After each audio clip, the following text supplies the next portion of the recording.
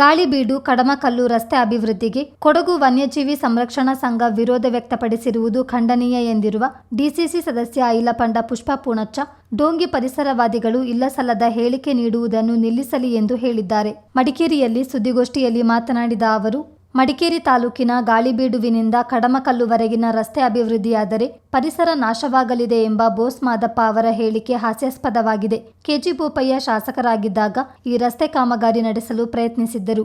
ಆಗ ಪರಿಸರವಾದಿಗಳೆಂದು ಹೇಳಿಕೊಳ್ಳುವ ಕೆಲವರು ತಡೆಯೊಡ್ಡಿದ್ದರು. ಇತ್ತೀಚೆಗೆ ಗ್ರಾಮಸ್ಥರ ಮನವಿ ಮೇರೆಗೆ ಶಾಸಕ ಮಂತರ್ಗೌಡ ಅವರು ವಿಧಾನಸಭೆಯ ಕಲಾಪದಲ್ಲಿ ರಸ್ತೆ ನಿರ್ಮಾಣದ ಬಗ್ಗೆ ಪ್ರಸ್ತಾಪಿಸಿ ಅನುದಾನ ಬಿಡುಗಡೆಗೊಳಿಸುವ ಹಂತದಲ್ಲಿರುವಾಗ ಮತ್ತೆ ಡೋಂಗಿ ಪರಿಸರವಾದಿಗಳು ಪರಿಸರ ನಾಶದ ಹೆಸರಿನಲ್ಲಿ ವಿರೋಧ ವ್ಯಕ್ತಪಡಿಸುತ್ತಿರುವುದು ಸರಿಯಲ್ಲ ಎಂದು ಅಸಮಾಧಾನ ವ್ಯಕ್ತಪಡಿಸಿದರು. ಗಾಳಿಬೀಡುವಿನಿಂದ ಕಡಮಕಲ್ಲಿಗೆ 18 ಕಿಲೋಮೀಟರ್ ಮಾತ್ರ ಇದ್ದು, ರಸ್ತೆ ಸಮಸ್ಯೆಯಿಂದಾಗಿ ಗಾಳಿಬೀಡುವಿನಿಂದ ಮಡಿಕೇರಿ ಸುಳ್ಯಕ್ಕಾಗಿ 120 ಕಿಲೋಮೀಟರ್ ಕ್ರಮಿಸಬೇಕಾಗಿದೆ ಎಂದು ಅಳಲು ತೋಡಿಕೊಂಡರು. ಯಾಕೆಂದ್ರೆ ಅವರಿಗೆ ಗೊತ್ತಿಲ್ಲದೆ ಮಾಹಿತಿಯನ್ನು ಸುಮ್ಮನೆ ಹೇಳಬಾರದು. ಕಡಮಕಲ್ಲಿಗೆ ದಕ್ಷಿಣ ಕನ್ನಡದಲ್ಲಿ ನಮ್ಮ ಎಮ್ಮೆಲ್ಎಗಳು ರೋಡ್ ಮಾಡಬೇಕಾದ ಅಗತ್ಯವಿಲ್ಲ. ಕಡಮಕಲ್ಲಿ ಇರುವುದು ನಮ್ಮ ಗಾಳಿಬೀಡು ಗ್ರಾಮ ಪಂಚಾಯತ್. ಗ್ರಾಮ ಪಂಚಾಯತಿಂದ ಬರೀ 18 ಕಿಲೋಮೀಟರ್ ಇದೆ.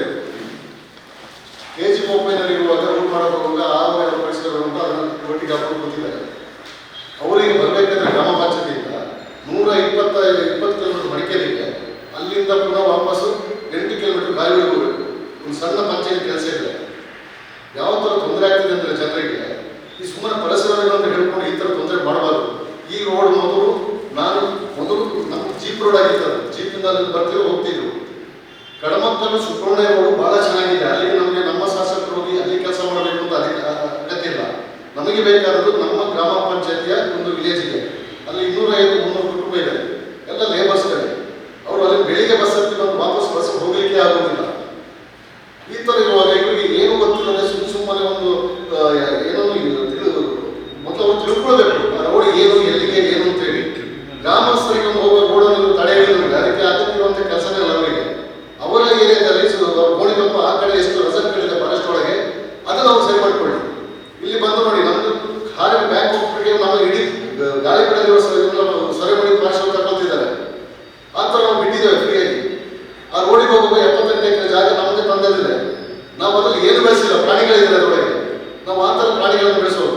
ಇವರು ನಮಗೆ ಒಂದು ಗ್ರಾಮದ ಒಂದು ವಿಲೇಜಿಗೆ ಒಂದು ರೋಡ್ ಕೊಡೋದಿಲ್ಲ, ಒಂದು ರೋಡಿಗೆ ಒಂದು ಅಬ್ಜೆಕ್ಷನ್ ಆಗ್ತಂದ್ರೆ ಇವರು ಯಾವ ಥರದ ಒಂದು ವನ್ಯಜೀವಿ ಸಂರಕ್ಷಣಾ ಅಧ್ಯಕ್ಷರು ಇವರು ಬಂತಿಗೆ ನೋಡಬೇಕು, ಏನು ಹೇಗೆ ಅಂತೇಳಿ ನೋಡಿ ಮಾಡಬೇಕು.